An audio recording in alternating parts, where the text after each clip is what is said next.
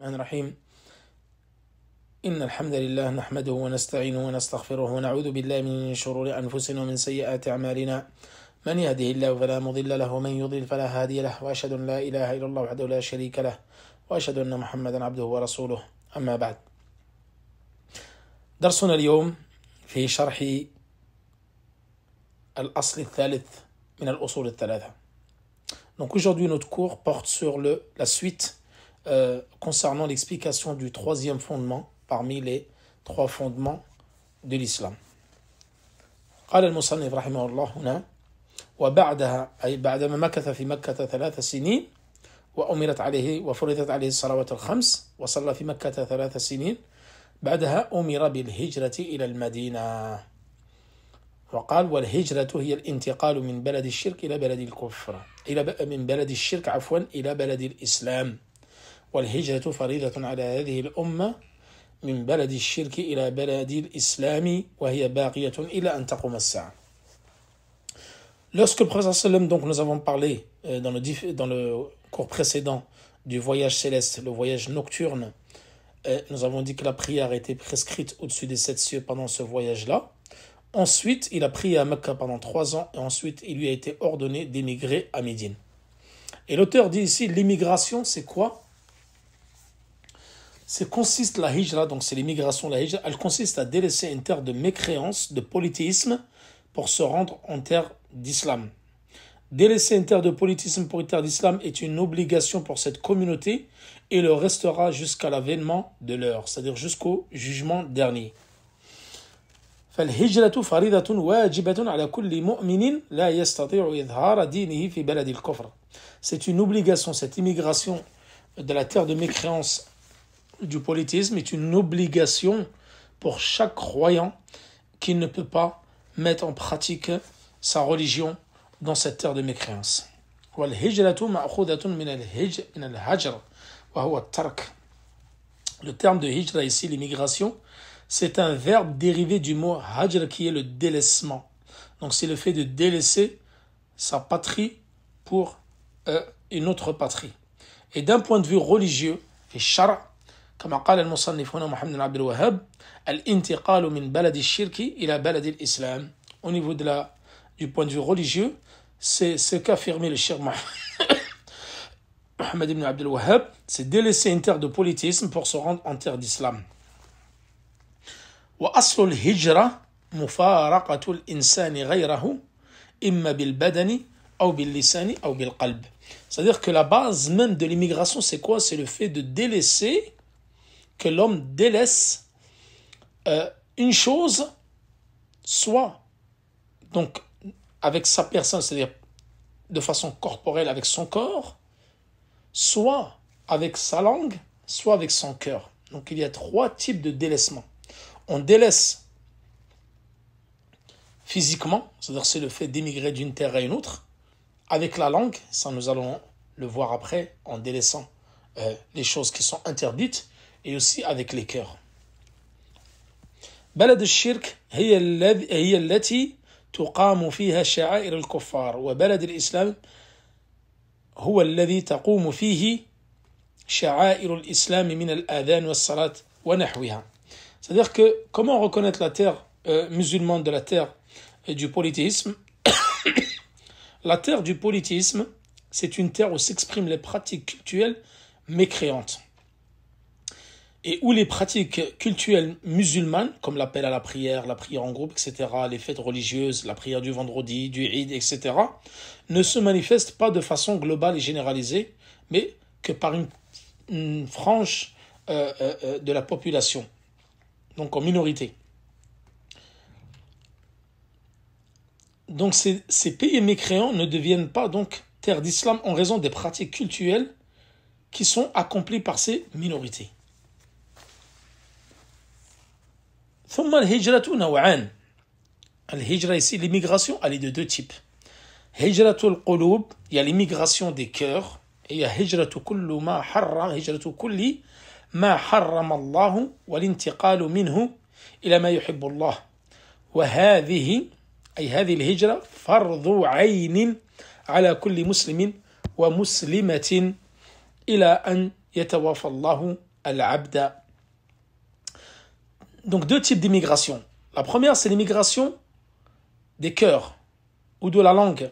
C'est le fait de délaisser tout ce que Allah subhanahu wa ta'ala a interdit et le fait de se déplacer ou d'aller, c'est-à-dire avec son cœur et sa langue, vers les choses qui sont permises et agréées que Allah subhanahu wa ta'ala aime.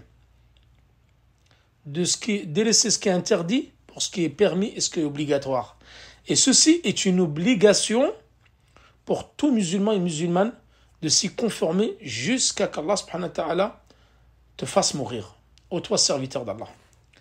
Donc toute ta vie jusqu'à la mort, tu te dois de délaisser les actes répréhensibles, les choses qui sont interdites, blâmables, pour les choses qui sont bonnes et recommandées par Allah subhanahu wa ta'ala. Le deuxième type, hijratul abdan, c'est l'immigration physique, l'immigration des personnes, l'immigration des corps. C'est le fait de se déplacer en personne d'un pays à l'autre. وهي المذكورة هنا وعامة النصوص التي جاءت في الهجرة أمرا ونهيا عنها أن تركها تتعلق بهذه الهجرة. C'est-à-dire que la plupart des textes, tels que nous allons le voir, que ce soit des versets du Coran ou les récits prophétiques, ils parlent tous de la deuxième hijra, c'est-à-dire la hijra physique. C'est le fait de délaisser un pays physiquement pour aller en terre d'islam. Et un pays de mécréance, bien sûr, pour aller en terre d'islam. Et les textes sacrés ne parlent pas de l'immigration des cœurs.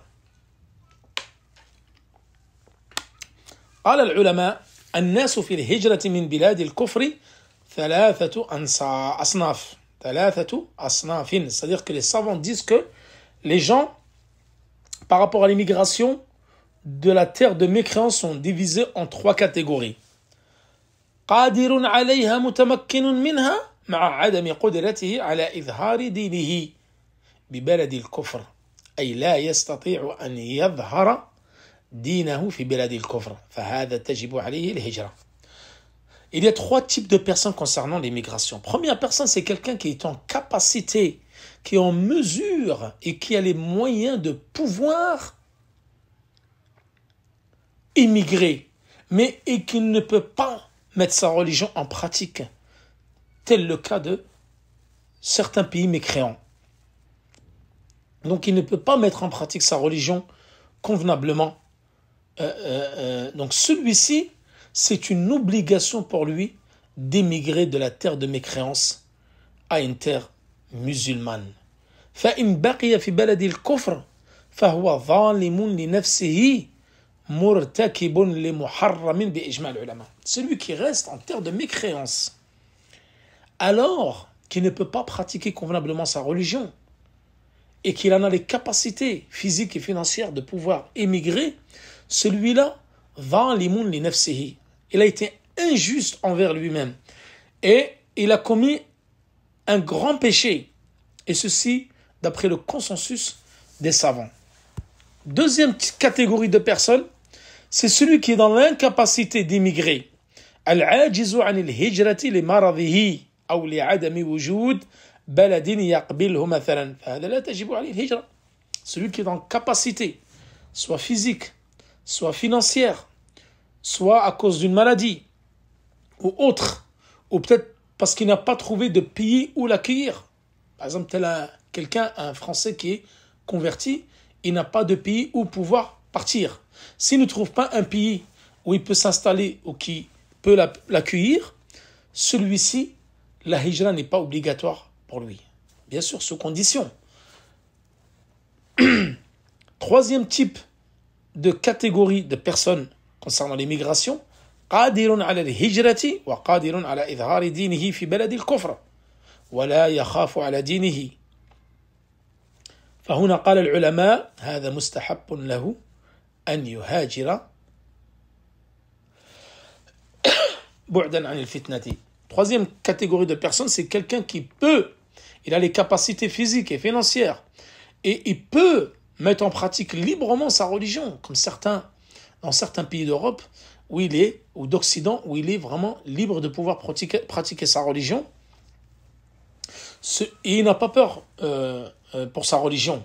Tel est le cas par exemple en Angleterre, ou même d'autres pays européens, où tu peux pratiquer convenablement ta religion, sans aucun problème, et que tu n'as pas peur pour ta religion, tu n'es pas harcelé ou persécuté ou autre, celui-ci, c'est recommandé qu'il émigre en terre d'islam.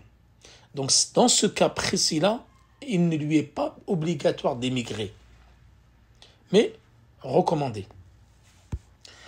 ويتبع هذه الهجرة هجرات أقل منها ثم هجرات صغرى. C'est-à-dire que après l'immigration de la terre de mécréance à la terre d'islam, il y a d'autres types d'immigration qui sont un peu moins importantes, mais qui sont aussi considérées comme une immigration à part entière, telle que al-hijratu min baladi al-bid'a wal-ma'asi ila baladi al-sunna wa ta'a. Le fait d'immigrer dans un pays où il y a énormément d'innovation et d'actes de turpitude et de désobéissance, immigrer dans un pays où il y a la sunna, elle est prépondérante et où les actes d'adoration sont prépondérants dans ce pays-là, cela est recommandé, même voire obligatoire, de délaisser ce pays-là pour un pays meilleur. Il y a le hijratu min baladi al-khawf ila baladi al-amn. Pareil, il y a un type d'immigration tel que le fait de délaisser un pays où il y a la peur, où nous ne sommes pas en sécurité. Les gens ont peur pour leur bien, pour leur personne. Ils peuvent immigrer de ce pays-là à un pays où il y a la sécurité, où les gens se sentent en sécurité pour leur bien et leur personne. وَالْهِجْرَةُ مِنْ بَلَدِ يُسَبُّ فِيهَا السَّلَفِ. Et aussi le fait d'immigrer dans un pays où les pieux prédécesseurs, les salafs, sont insultés. Que ce soit salaf ou même le prophète sallam, par exemple comme la France, ou le Danemark, ou d'autres pays européens qui font les caricatures du prophète sallam, qui insultent le prophète sallam, ces pays-là, c'est une obligation de les délaisser et de partir dans Bilad al-Islam. Al-hijratu min baladi al-harb ila baladi al-salam. Pareil, le fait d'immigrer d'un pays en guerre à un pays en paix, c'est aussi un type d'immigration qui est considéré de faire. قال هنا والدليل قوله تعالى إن الذين توفاهم الملائكة ظالمي أنفسهم قالوا فيما كنتم قالوا كنا مستضعفين في الأرض قالوا ألم تك أرض الله واسعة فتهاجروا فيها فأولئك مأواهم جهنم وساءت مصيرا إلا المستضعفين من الرجال والنساء والولدان لا يستطيعون حيلة ولا يهتدون سبيلا فأولئك عسى الله أن يعفو عنهم وكان الله غفورا رحيما. Donc la preuve concernant le caractère obligatoire de la hijra réside dans la parole d'Allah. Ceux qui ont fait du tort à eux-mêmes, les anges enlèveront leur âme en disant: dans quelle situation étiez-vous? Ils dirent: nous étions impuissants sur terre. Alors les anges diront: la terre d'Allah n'était-elle pas assez vaste pour vous permettre d'émigrer? Voilà ceux dont la destination est l'enfer. Et quelle mauvaise destination! À l'exception des faibles, parmi les hommes, les femmes et les enfants, incapables de voyager et ne trouvant aucun moyen, à cela, il se peut qu'Allah pardonne, et Allah est clément et pardonneur. في هذه الآية دليل على وجوب الهجرة وأن هؤلاء الذين لم يهاجروا مع قدرتهم على الهجرة أن الملائكة تتوفاهم وتوبخهم وتقول لهم ألم تكن أرض الله واسعة فتهاجروا فيها. Ces gens-là, dans ce verset, il y a une preuve évidente concernant les personnes qui n'ont pas émigré. Donc déjà, ce verset, c'est la preuve que l'immigration est une obligation, puisque ceux qui n'ont pas immigré, bien qu'ils en avaient les moyens et qui verront les anges venir vers eux, enlever leur âme en leur faisant des reproches. Et ils leur diront: la terre d'Allah n'était-elle pas assez vaste pour immigrer? ولكن العاجزون هنا عن الهجرة من المستضعفين فقد عفى الله عنهم لعجزهم. Quant aux personnes persécutées qui sont dans l'incapacité d'immigrer, Allah leur a pardonné en raison de leur incapacité. En effet, Allah ne peut charger une âme plus qu'elle ne peut supporter. لا يكلف الله نفسا إلا وسعها. فكون الله سبحانه وتعالى يتوعد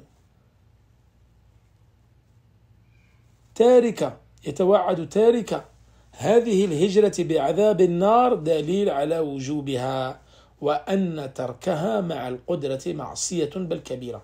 Le fait qu'Allah subhanahu wa ta'ala réserve le feu, l'enfer pour les gens qui délaissent l'émigration, ça implique son caractère obligatoire. Et le fait de délaisser cette immigration avec la capacité de la faire, ça c'est une preuve que c'est tout un acte de désobéissance.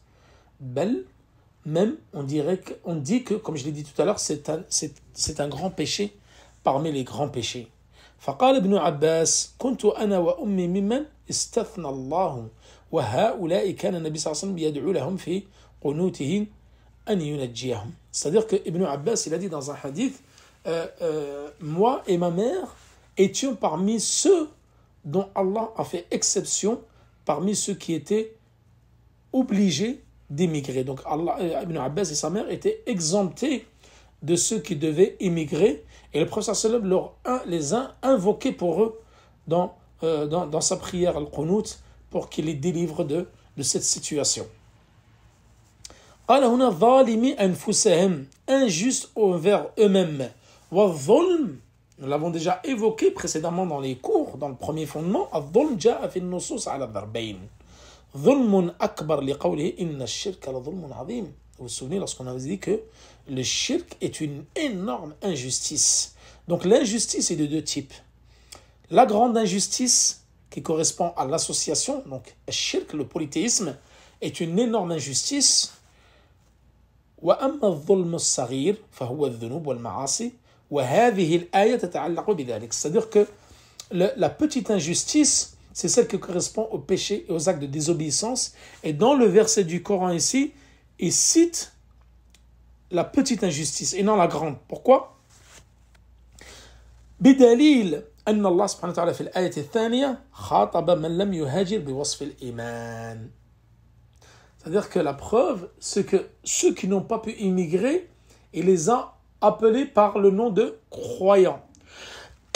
Il a dit يا عبادي الذين آمنوا إن أرضي واسعة فإياي فاعبدون. Ô mes serviteurs qui avez cru, ma terre est vaste, adorez donc moi. Ça c'était une preuve aussi concernant le caractère obligatoire de l'immigration. Et ceux qui n'ont pas pu immigrer, Allah subhanahu wa ta'ala dit ô mes serviteurs, ceux qui ont cru. Ça c'est une preuve que ceux qui n'ont pas immigré ne sont pas mécréants et n'ont pas commis un acte de mécréance, mais plutôt, ou un acte de polythéisme, mais plutôt ont commis un acte de désobéissance, un grand péché. Ceux qui en avaient bien sûr les capacités ne l'ont pas fait. Je ne parle pas de ceux qui étaient dans la capacité de ne pas pouvoir immigrer. قال البغوي سبب نزول هذه الآية في المسلمين الذين بمكة لم يهاجروا ناداهم الله باسم الإيمان. البغوي ici il a dit, qui est un grand savant parmi les salafs, il a dit la raison pour laquelle ce verset a été révélé, c'est-à-dire Ya ibadilladina amanu inna ardi wasi'atun fa iyaya fa'budun, afwan. Al-Barawi, il dit la raison pour laquelle ce verset a été révélé est que certains musulmans sont restés à la Mecque sans immigrer. Allah les a tout de même considérés comme croyants. Donc la preuve tirée aussi de la sunna concernant la hijra est la parole du prophète sallallahu alayhi wa sallam. Ça nous allons le voir juste après. Qui dit لا تنقطع الهجرة حتى تنقطع التوبة ولا تنقطع التوبة حتى تطلع الشمس من مغربها. C'est-à-dire que le Barawi déjà, ici l'auteur, apparemment le Cheikh Mohammed Abdel Wahhab, n'a pas rapporté le sens tel qu'il est dans le tafsir de Barawi. Cheikh Al-Uthaymin il l'a évoqué également, où il dit que en fin de compte ce n'est pas c'est le sens qui a été rapporté, mais pas l'explication du verset tel quel. En fait, on ne retrouve pas ces termes exacts dans le tafsir al-Barawi, mais c'est le sens qui prévaut. C'est-à-dire que al-Barawi dit ici la raison pour laquelle ce verset a été révélé, que certains musulmans sont restés à la Mecque sans immigrer. Allah les a quand même considérés comme des croyants. Donc ça prouve que si ceux qui ont été injustes envers eux-mêmes, ce n'était pas la grande injustice, mais qui concerne la petite injustice, le fait d'avoir commis un acte de désobéissance ou un acte ou un péché.